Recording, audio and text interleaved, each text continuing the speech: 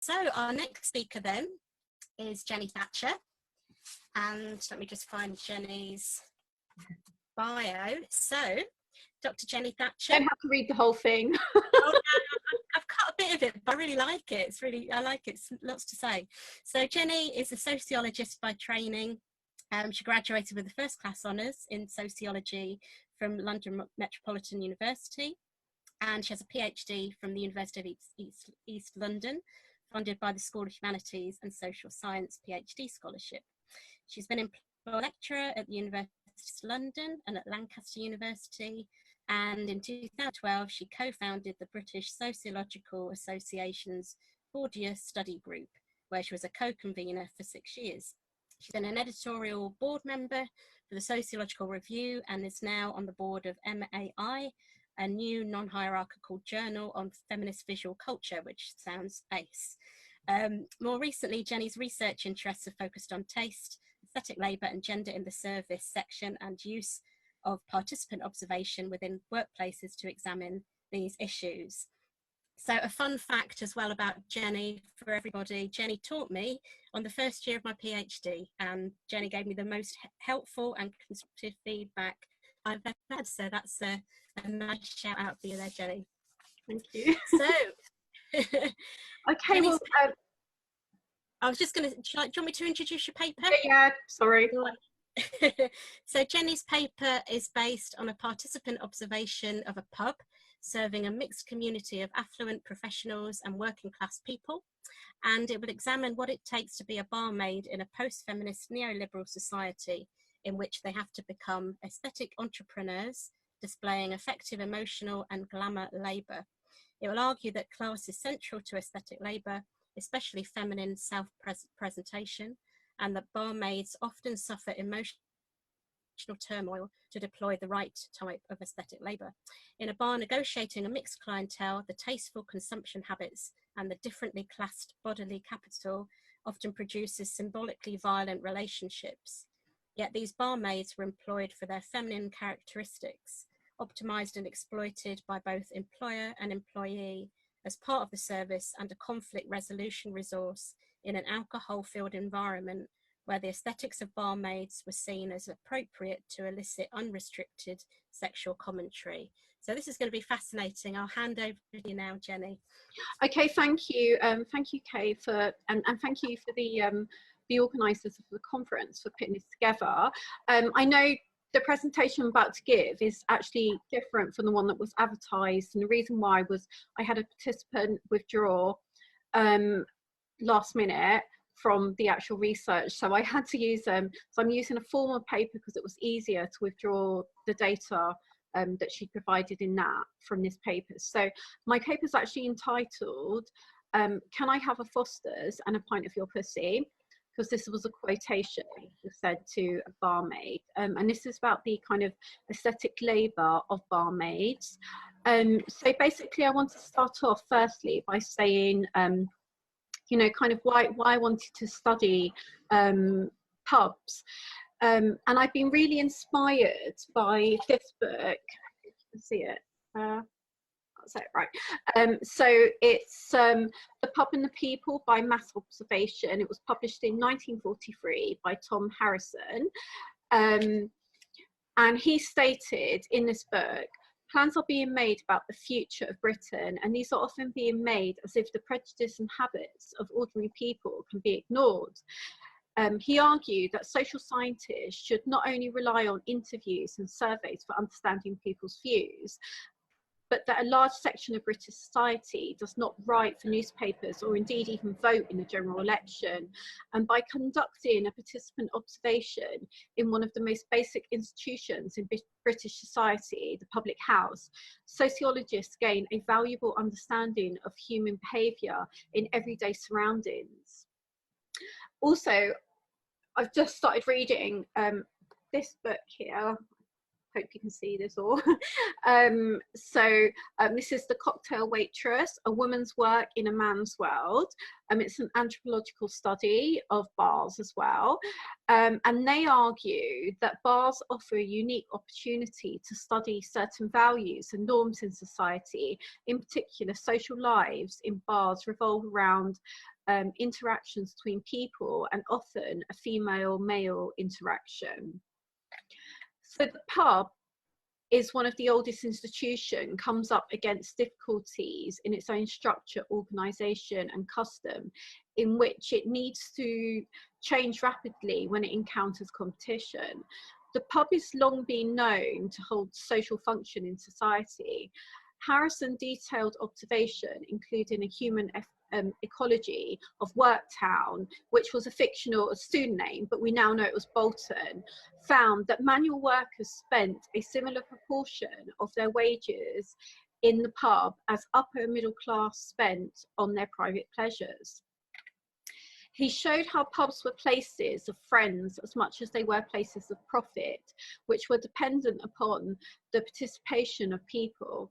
The pub, like the church, politics, sport and clubs, produced social groups, something incoming cultural activities did not always do, despite people sharing consciously the same experience, because the emphasis was on each individual experiencing it and not as a common feeling or interest.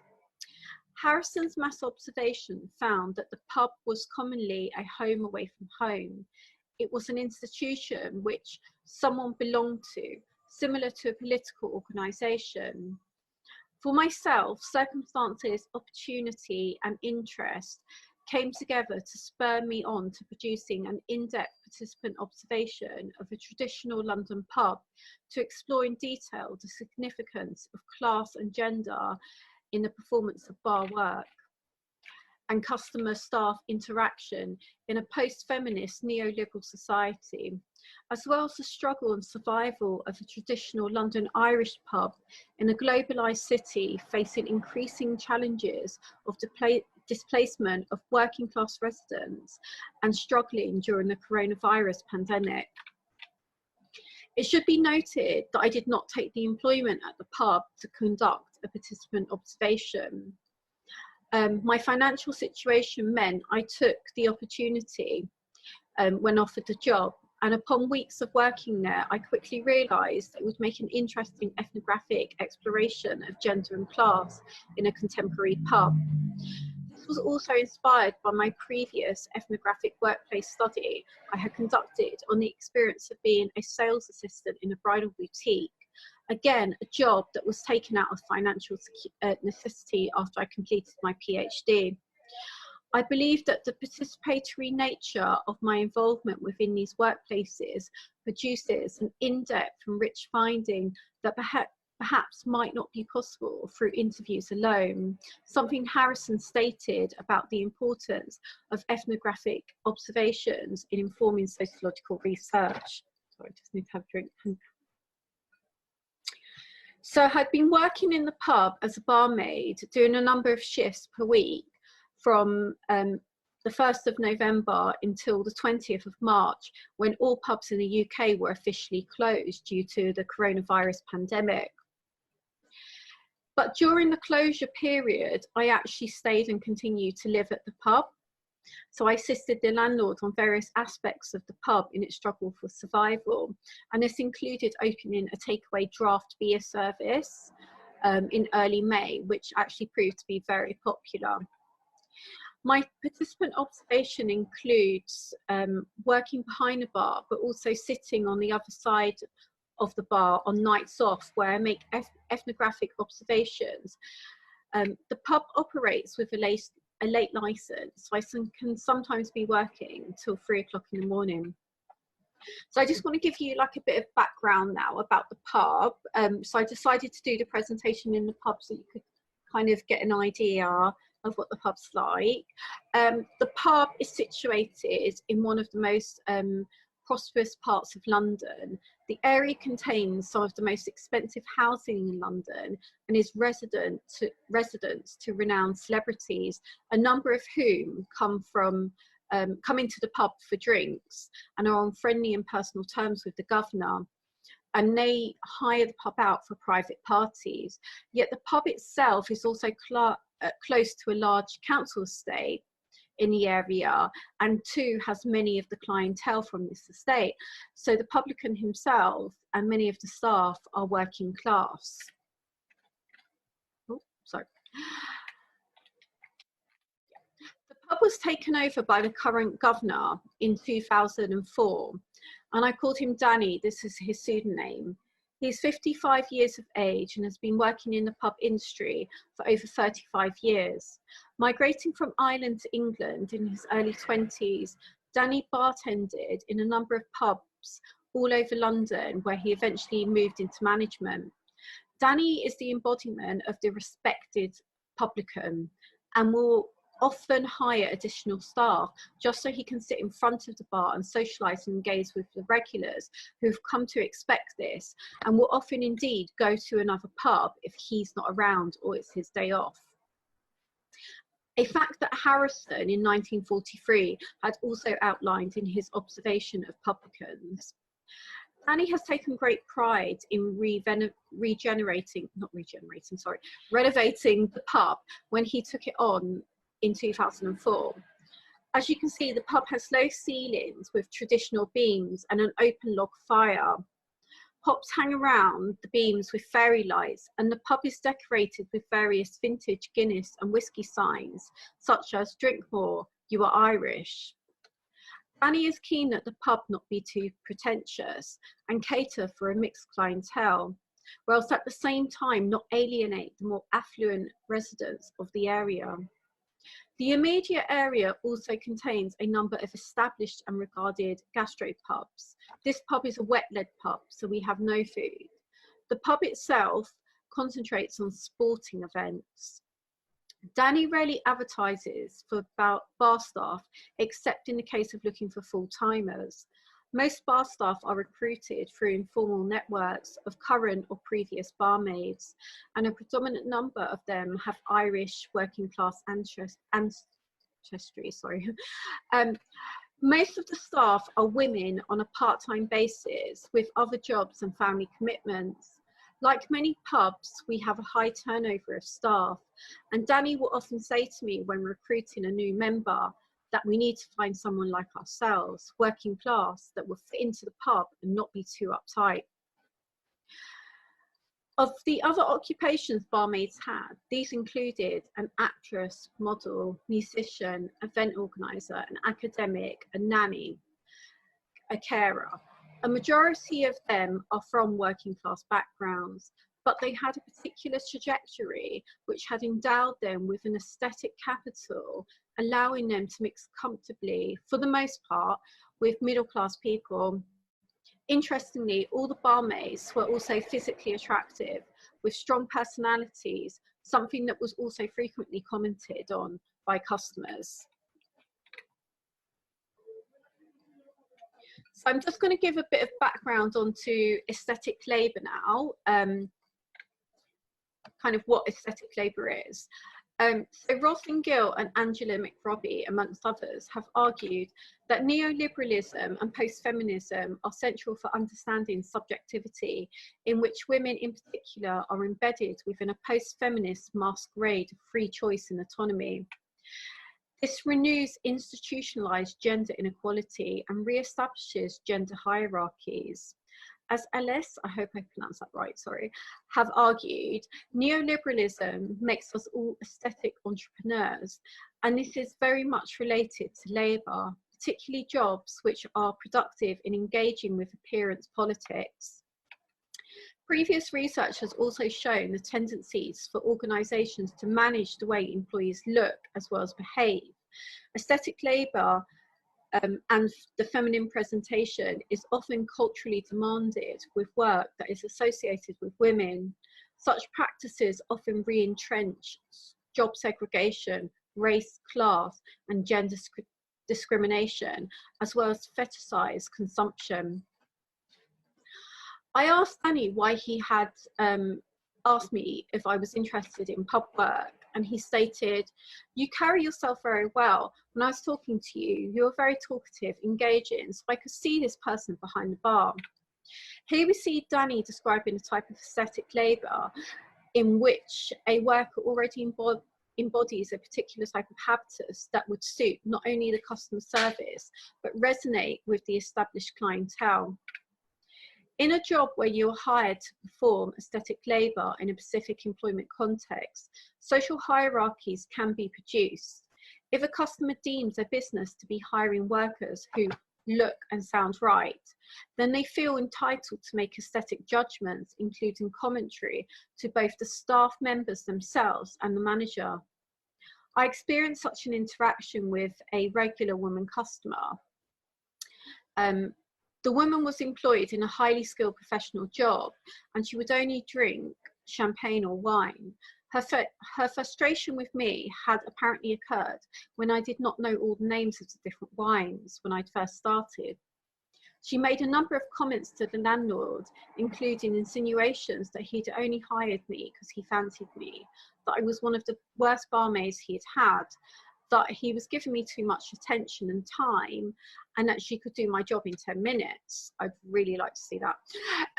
This is illustrative of the similar experiences by other barmaids in which the physical aesthetics seems acceptable and open to public scrutiny by both women and male customers.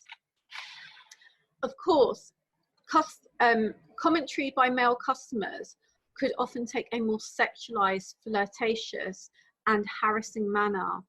This was often spoken about by the barmaids to each other. So in Valerie Hayes' book, which is great if you've not read it, Patriarchy and Pub Culture, she argues that it exists in popular culture and practice conceptions that pubs, for the most part, are male enclaves, and that individual women who enter them are therefore after only one thing. This is often rooted in the cultural expectations of Victorian society and ideologies of appropriate masculinity and femininity, with working class notions of masculinity grounded in drinking culture. Hayes goes on to argue that historically, working class pubs in their roles as female substitutes offered warmth, food and companionship, a servicing of male needs. Indeed, publicans often historically played a role in supplying prostitutes to male clients. And while working class males were incited to indulge drinking and satisfying of their sexual appetite, women of the same class became increasingly subject to supervision of their enjoyment. So Maeve is a 54-year-old woman and has 35 years experience as a barmaid. She migrated from Ireland to London in the 1980s when she was 18 years old and started working in bars as a singer and a barmaid. She worked predominantly in Irish bars in an area of London with a large Irish community and describes it as being some of the hardest work she'd had to do, mainly because she had to deal with older Irish men that still held outdated patriarchal views about women and repeatedly sexually harassed her. She came from a small village in Ireland and spoke about having to survive and singing for her breakfast, supper and dinner. Maeve is eccentric in her style of makeup and clothes, with long bleached platinum hair to her waist, brightly coloured lipstick, eyeshadow and nails, and numerous outfits with glitter and sequins embellishments, combined with an outspoken, friendly personality. She was often requested by certain customers to have them serve her. Maeve had shown us photographs of herself when she was younger. She was very attractive with long copper hair. She spoke about the sexual harassment she encounters as a barmaid and as a pub singer, even being told that if she wanted one job, she had to perform oral sex. Frequently, she related this to the public perception of the so-called sexual promiscuity of barmaids. Maeve saw a lot of the problems barmaids face as being down to the bad reputation they have in the public imaginary, and this is what Maeve says. Barmaids have a really bad name because I don't know why. I really don't understand. They think we're easy. They think we are like, you're just a barmaid. You're just a barmaid. I'm a fucking mother. I'm a fucking housekeeper. I pay my fucking mortgage. I pay my rent. I do this. I do that. And you tell me I'm just a fucking barmaid? Kiss my fucking hairy ass. I work my bollocks off to pay my mortgage all my life, man. The thought of my son not having a roof over his head. I go out and I clean shit out of the toilet in the early hours of the morning to make ends meet. I go out and I do what I have to do in the day. I work as a barmaid. And then at night I sing. Yeah, I sing for my supper. Yeah. In the mythologizing of pubs, barmaids have been created as an object of desire to the masculine gaze. The barmaid is a sexualized identity produced by pub culture. It was the temperance movement of the early 19th century that created the symbolic barmaid. In temperance literature, Diane Kirby points out that the barmaid became symbolic for the consumption of alcohol, and so her sex became an issue around the debate of liquor reform. Men's desire for alcohol was conflated into men's desire for the person serving the alcohol because of her sex, which became her sexuality. Alcohol consumption, women's sexuality, and licensing all became combined, and as such, removing the barmaid from the pub became symbolic in the campaign against drink traders. In the Victorian era, so-called respectable women were portrayed as discouraging men to drink, whereas bad women would encourage it. Hence, working as a barmaid jeopardized a woman's virtue and was deemed as inappropriate work for a woman to do. The creation of the barmaid's sexual allure has been portrayed historically in illustrations, poems, art, film, TV. The barmaid is associated with sexual immorality in the public imaginary, which has been hard to displace and still remains today. Hay also argues that given the uncompromising masculinity of pubs, the barmaid's acceptability is a complex phenomenon in which the public cultural imaginary constructs the image of the sexual provocateur, friendly, sympathetic, experienced women. Barmaids are the token classic woman. The fact is that bar work is and always has been labour intensive, in which women have traditionally been paid less than men. Women have performed skills of femininity behind the bar, but have also performed the economic and power features of sexual difference. And while barmaids are woven into pub culture, they are not viewed as workers in the same right as men. Their labour is invisible. And rather than portrayed as objects, they are portrayed as objects of desire to the male gaze. Indeed, all service industry occupation requires a certain level of aesthetic labour, but sexualized eroticizing of the barmaid has been an enduring portrayal, which may often lead barmaids to experience a high level of inappropriate customer service interaction. Therefore, barmaids have had to develop defences against this behaviour to protect themselves.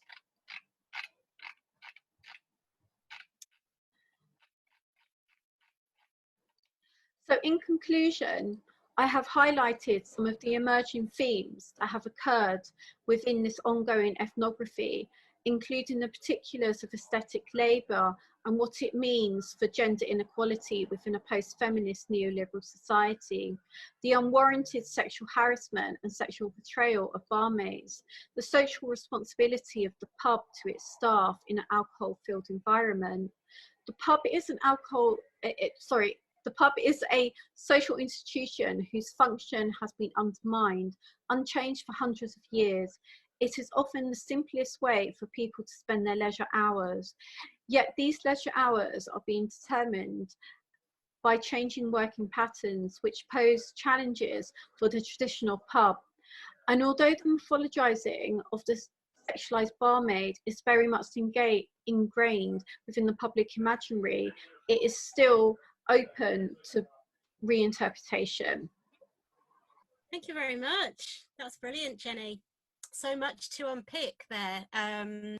and so much, I think, that so Sharon was saying something interesting in the chat about how, again, this is raising those sort of unspoken out issues. Sorry, one second. The publican's actually interviewing someone at the moment, and I can't hear what you're saying. Just one second. Don't worry, this is good. It's all real life stuff. Yeah, so I'll hang on a sec, and hopefully Jenny will come back. But I think that's really interesting, that idea of stories sort of weaving its way throughout the presentations today, and all those sort of Sorry, that was the problem of going down to the pub. So sorry about that. What were you saying, Kay? No, it's great. It's like live action. No, we were just talking about how there's almost a sort of putting water on the web and sort of showing all of these issues that we kind of know about, but are very much unspoken, and that's sort of weaving its way, I think, through all the presentations today. I think there's a few questions coming in. There was one I was just interested in, and this might be my own bias. I don't know, feel free to disagree. I was interested in, again, talking about the pandemic and the way that things have been opening up, and how the sort of opening up of pubs and other things that have been mainly sort of masculine pursuits in a way, so football, horses, pubs, all of those kind of things. And I know there's something about the balancing of the economy and the fact that we need to get things going again, and for people like yourself in these professions. But I wondered what you thought about that, whether there's a sense of prioritizing of those kind of male. Well, that's really interesting, because if as I said, like in the hospitality industry, and I was looking at a news report yesterday, because I used to be a beauty therapist as well for years, and I'm seeing how beauty salons have actually been quite neglected in the consideration of the reopening of the economy. And it just shows you where women are placed, especially working class women, tradeswomen. Because I say beauty therapy is a trade. I went to college for 2 years, and I was told I wasn't a manual worker when I put myself down as a manual worker in my first sociology class. And I had to do a survey, but definitely it was. But I think often it's kind of neglected, because actually, as I said, bar work is mainly, in hospitality work, is mainly done by women. So the reopening of that, although it's seen, but then it's seen as like a male leisure pursuit, but it's actually economically for women, it's essential for them.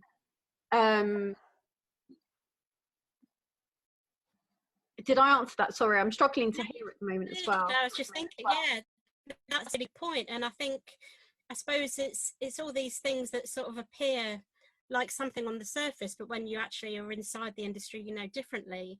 And I suppose I was also thinking about the way there's been restrictions on opening the industry, doing facial or eyelashes or anything like that, while at the same time men can have their bit trimmed. So there's all these kind of interesting. I know, and again, I know this isn't related to this presentation, but I've got years of experience of working in a salon, and I'll tell you, most salons will make their money from facial treatments.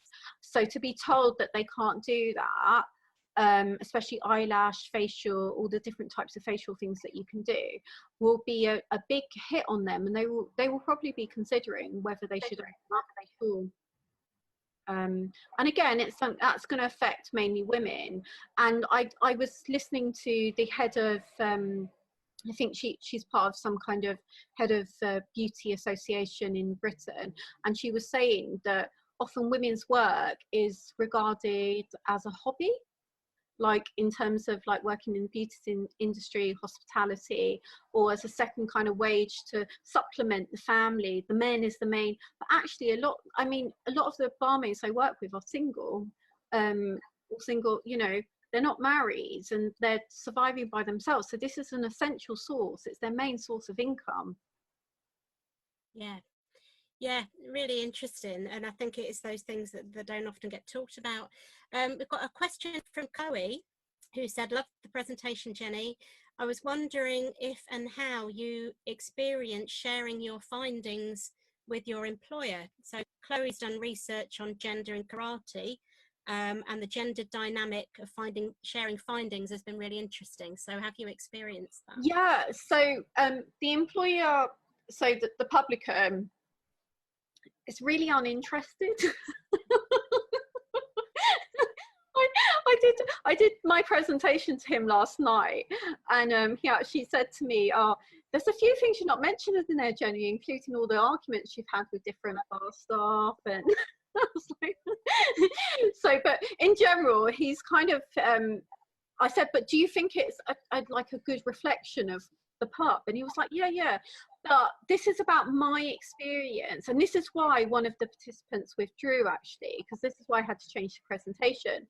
Because she was kind of she wasn't kind of happy with my findings. So I share this, and she didn't feel it was a reflection of her experience. But I said, this is my experience, and so she wanted to withdraw from that, and that's fine, fair enough. So yeah, I think you always have to be mindful, and we know all the time research, especially sociology and ethnography, is subjective. And often the training that you've been given or the education that you've been given can make you look at things very differently to how another person might look at it. But at the same time, you don't disregard their feelings and their experience and how they perceive that to be. Mm-hmm. Yeah, that makes sense. There's a question from Moira as well that's interesting, and I think it's kind of thinking about change and what's changed and what hasn't. So she says, it appears that stereotypes overlap and outlast generational change in other worlds. What do you think mainly influences their tenure in the pub? I think still, like, if you still look at the kind of, I don't know, you can watch TV and popular culture, the barmaid is still there's still a kind of stereotype of what a barmaid is, and I think you see that all around. I mean, yeah, I don't know what the changes are, but sometimes I've spoken to a lot of barmaids who have like a more authoritarian approach to dealing with people, and this comes from being experienced and having 20 or 30 years, and sometimes they'll be called the landlady rather than the barmaid or the bar staff, and it's just I think it's just kind of ingrained within the public imaginary of that's what. But you have to remember, this is a very small London Irish pub, so it's a very kind of, it's also a very working class pub, although we do cater for the affluent clients. But interestingly, with the clients that do come here, that are living in the, you know, expensive houses, you will find there will be some generation of kind of working class roots there as well. So they feel more comfortable in this bar in comparison to maybe the more gastro pubs that are near us. So there's all those kind of dynamics going on at the moment. And I suppose the fact that it's not a food serving pub, so there's more Wet-led pub, yeah. It's football. It's, you know, it's Irish. It's yeah. That's really interesting. And there was just a last thing I was going to pick up on that Adele mentioned in the chat that I thought was really interesting in relation to gender and class. And she was saying about how sexism and the things that you've talked about, the kind of really blatant things that go on in a pub, can be how easy to call out, whereas when it happens, say, in academia or, you know, in middle class spaces, you can feel it, but you can't always object to it because it's really insidious. Well, you can't object. You can't object to it in a pub, because I never, there was a part of my presentation I skipped over actually, but that's where one customer that was repeatedly sexually harassing bar staff, female bar staff, and he was actually barred because the publican's very good on that. So he will do it, but a lot of the bar staff didn't reveal that they'd been sexually harassed by this customer until he'd been barred. And then when I interviewed them and I said, well, why didn't you tell Danny about this, you know? And they said, oh, because we didn't want to be seen as being difficult, and it's part and parcel of the made. So it's like they're scared to call it out because they feel like in other bars that they've worked in, they're told that's part of your job, get on with it. So you can't really call it out. I think there's more policies in place where, I know academia is horrific, but there's more policies in place where if you were, there's more kind of formal policies and routes that you can go through, although you probably won't get the necessary satisfactory outcome that you should deserve. But it's much harder. It's like you just deal with it. Like I've been told, just deal with it. And I've said some, you know, as I said, one of the paper is called can I have a Foster's and a pint of your pussy, because that's what one customer said to one of the barmaids. Yeah. And I was told as a new barmaid, someone turned around to another person and said, oh, the new barmaid's nice, I bet she gives a good blowjob, you know. And I just had to stand there and take that. Could you imagine that in academia? So yeah. So yeah, one extreme to the other. And it must be really interesting for you, Jenny, then to compare those very different worlds, I guess. What are you doing next then with your research? Well, I'm concentrating, so I'm just going to edit the paper I'd written originally about what was happening over lockdown. So to survive all the government schemes we had to go through, the hoops, the actual nightmare that made it look easy. They made it look, they stood on television and it looked like they were giving the hospitality industry loads of money. Again, like the Chancellor stood up, I think it was last week, and he said he was reducing VAT to 5%. That's only for food, so that's not for alcohol. And as a wet-led pub, that means nothing to us. So we get no reduction at all. The end of September, we've got no rent reduction. So this pub will owe £30,000 in rent. And we've been closed for 15 weeks. So it's with no income and all the bills and overheads over it. So I'm really going to write about the kind of survival, but also I don't want to lose sight of the fact that this is a very working class pub in an affluent area, and you know, what does it have to do to survive? So I'm going to be concentrating on that. Brilliant. Well, we look forward to reading and hearing more of your findings then. So thank you very much, Jenny. That was brilliant. Thank you everyone for listening. Yeah, it was great. Really, really good.